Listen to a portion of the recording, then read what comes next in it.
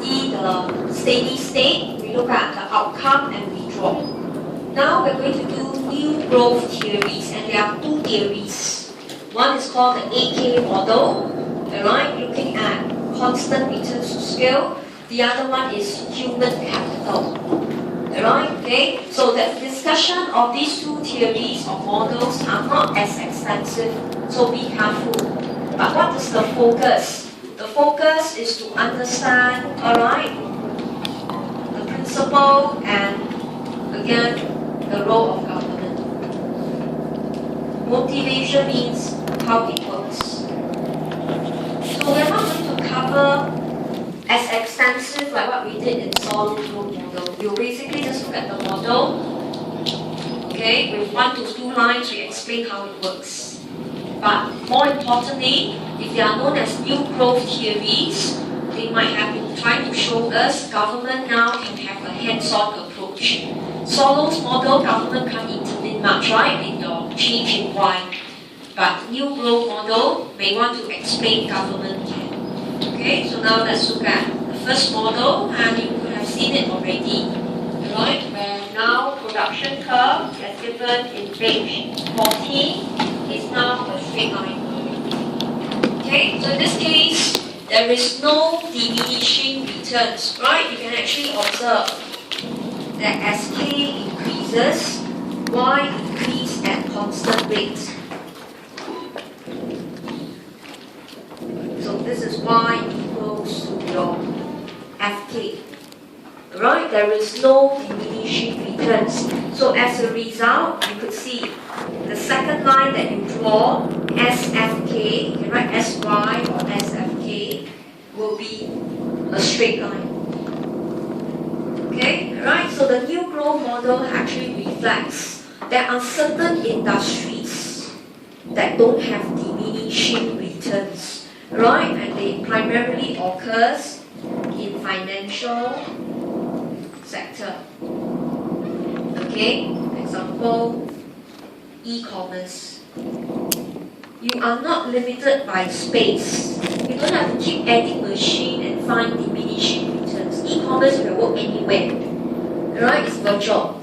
Space is not a constraint. So financial sector, right? Okay, banking, insurance, right? You can just move anywhere. Okay? You're not grounded at all. So such industries, or what we call, alright, the modern industries, okay, were not studied in Solo's model. Solo's model was very much production, manufacturing. Land is always a crucial factor for them. Right? But in the 1980s onwards, we have new unknown platform, right, like the virtual world, e-commerce.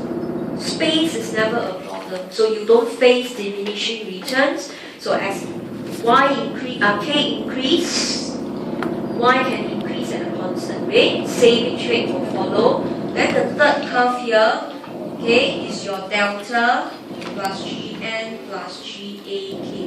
Okay, of course you can assume them to be even zero. Okay, but I'll just put it in the equation to show you.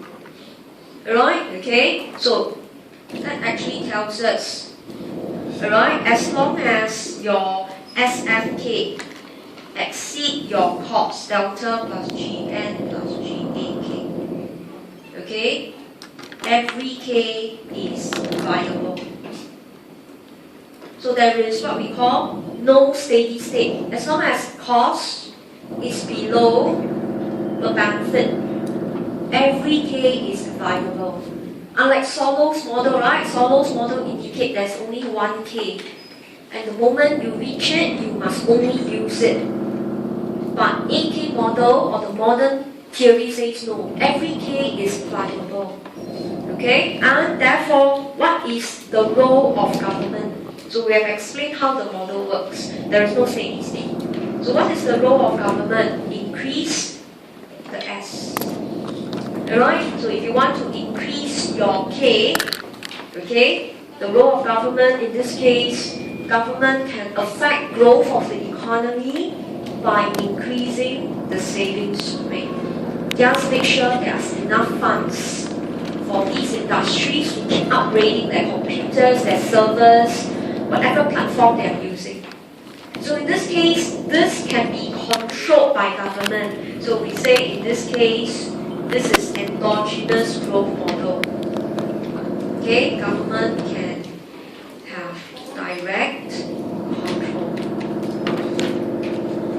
So you can see in this model itself, we are not going to go through the maths, we're not going to go through the analysis. It's just how the model works and what can government do. So don't over-study these, alright? This is just to reflect what the Soros model, which has been widely used, but no longer applicable to certain industries. Right? You cannot use Soros growth model into financial sector, e-commerce, right, or the IT sector per se, because space or land is not a constraint. Okay, but how can the economy grow in this case? What can government do? Okay, if you want your K to go up, naturally just increase your savings.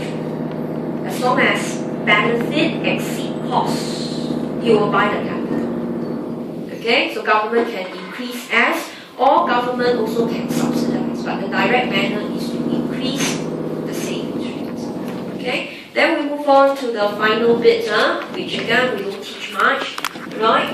Human capital. Okay, if you read, for example, in Singapore, we want to increase, alright, our graduates cohort to 40% in Singapore.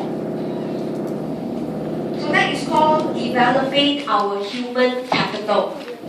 Right? That Singapore wants to have 40% of, right, our student population, okay, that 40% of them are graduates. So that's why we have more university, like UniSim, right, is going to have their full-time classes. Right? And the different universities, okay, they are opening up more courses and diversification. Okay, so what you are doing is you are training your workers, you are providing them skills and knowledge. So human capital is not about machine, right? It's about us using the machine. We must have the competency. So human capital refers to our competency, our knowledge, and our attributes to allow us, right, to perform our services. Okay, right? But previously, Soros model is about the machine. How many machines should I run? But now it's not. Now it's about you, the person who operates the machine. That you must have the competency. Okay? Now, don't need to study this equation, but just to show you how the model works. Right? Previously, okay, the Soros model was just function of capital and labor, or function of capital and effective worker. But now, right, the production function, okay, with human capital has a H inside. Right, so remember in y equals to FKL, our small y was function of K, or we say our small y cap is the function of K cap. Therefore, using the same understanding, now the production function has capital, human capital, and labor. Okay, then you divide it by per worker, right? Therefore, you will have FKH. Alright, okay, so the exact derivation, don't worry, but the Cobb-Douglas function will look just something like this. Divide everyone by the HL. Okay, so we don't want you to overstudy this, just to show you this is how the function will look like.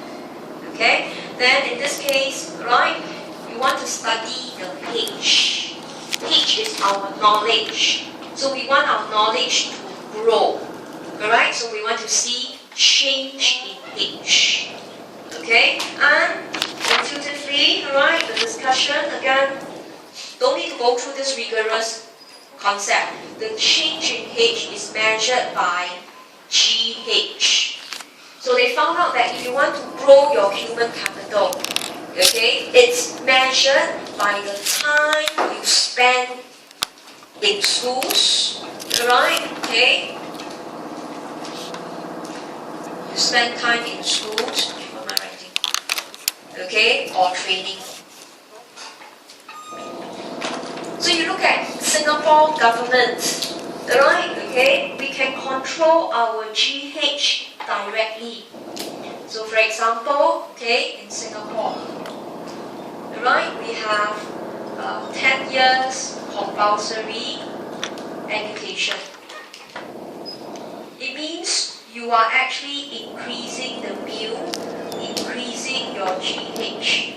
Previously, it's not compulsory. After you finish your PSLE, where you are, government just leave you alone. But now it's compulsory 10 years. So the additional 4 years being in school is you increase your meal, right? Which is given here. The time that you actually spend in school.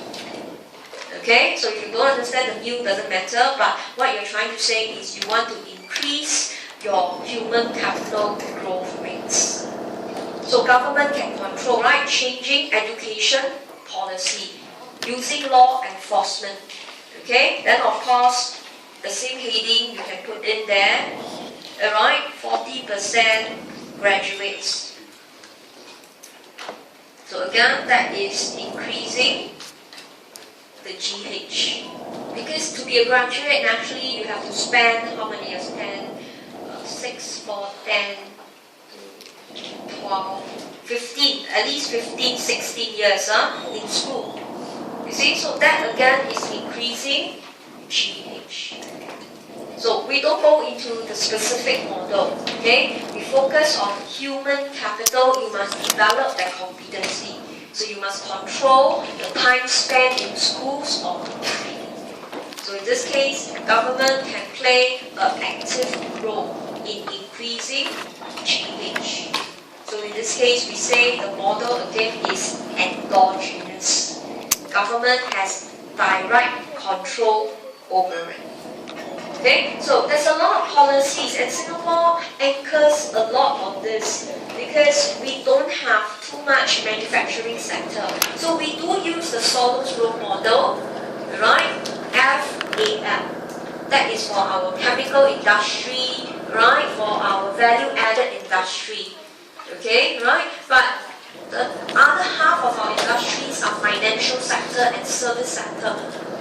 So we can't use the Solos Road model, right, to actually direct the economy. Therefore, we could, right, take a glance over what we call the human capital model that says you have to increase time spent in school, increase your GH, and your economy can grow.